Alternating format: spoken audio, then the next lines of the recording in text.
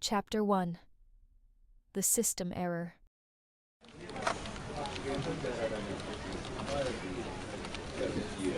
An inventory of cells. 7 months ago, Clara brought a life into the world. Yesterday, a doctor told her that her own life was beginning its final, unscripted chapter. Clara's world was built on a foundation of silicon and logic. As an assistant manager in semiconductor procurement, she spoke the language of supply chains and nanometers. But the medical report on her desk was a system error she couldn't debug. Stage 2 of pancreatic adenocarcinoma. The words felt heavy, like lead in her mouth. The tumor was located in the head of the pancreas, but it hadn't yet claimed her major arteries. The internist called it resectable, removable, but the path there was a gauntlet. FOLFIRINOX, a cocktail of chemotherapy designed to kill the rogue cells before they could spread further. Clara looked at her reflection in the darkened computer monitor. She had lost 5 kilograms in 3 weeks. She'd blamed the epigastric pain, that sharp, gnawing ache under her ribs, on the frantic pace of new motherhood. She thought she was just tired. She didn't realize her body was conducting a silent inventory, and for the first time in her life, the numbers weren't adding up. Chapter 2. The crease in the code control was Clara's oxygen.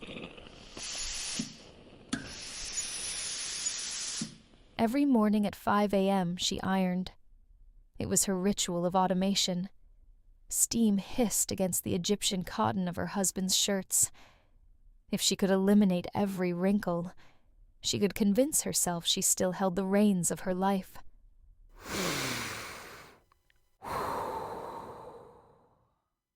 A cramp bloomed in her abdomen, a hot, jagged reminder of the guest she hadn't invited. Her hand wavered. The iron stayed a second too long. A faint, yellowed singe appeared on the collar, a permanent mark of her failing precision. Later that morning, at the office, the singe felt like it was burning through her own skin. When Leo, her junior analyst, missed a decimal point on a silicon shipment, she didn't just correct him. She dismantled him. Precision isn't a suggestion, Leo. It is the requirement. If the logic fails at the start, the whole system collapses. She wasn't angry at the shipment. She was angry that she could automate a global supply chain, but she couldn't stop a cluster of cells from dividing in her own gut. Chapter 3. The Lagging Algorithm. Observations from the break room.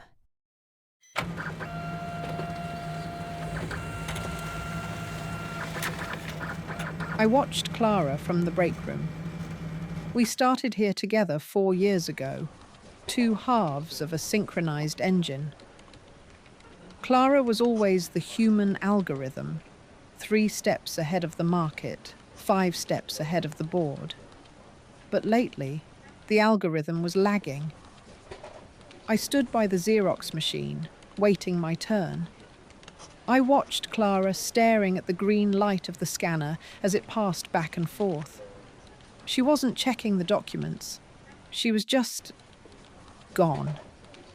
Her hands were gripped so tight on the edge of the machine that her knuckles were the color of bone. I asked, "Clara, you want to grab a matcha?" She didn't jump. She just turned her head slowly. For a split second, the clinical mask slipped. I saw a hollow, profound exhaustion that no amount of caffeine could fix. I'm just waiting for the cycle to finish, Jade. As she walked away, I noticed her blazer. It was a size too large now, hanging off shoulders that used to carry the weight of the whole department without a flinch. The human algorithm was flickering. That night, the silicon world stayed at the door.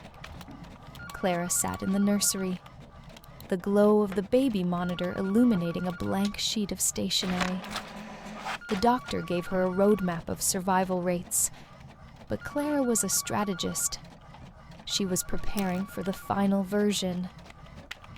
She picked up the pen to write to her daughter, Abigail.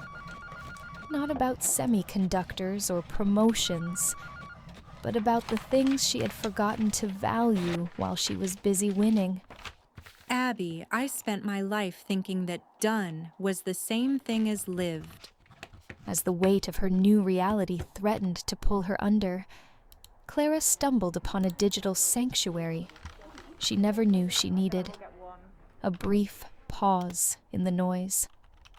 It was time to stop managing her life and finally learn how to live it. How do you explain a lifetime of values to a child who hasn't learned to speak?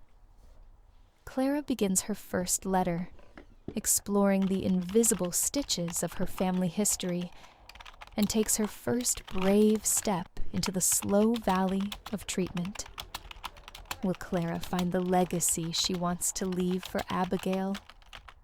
New chapters are uploaded weekly. Subscribe to Brief Pause and join our community in exploring the art of living well, even in the valley.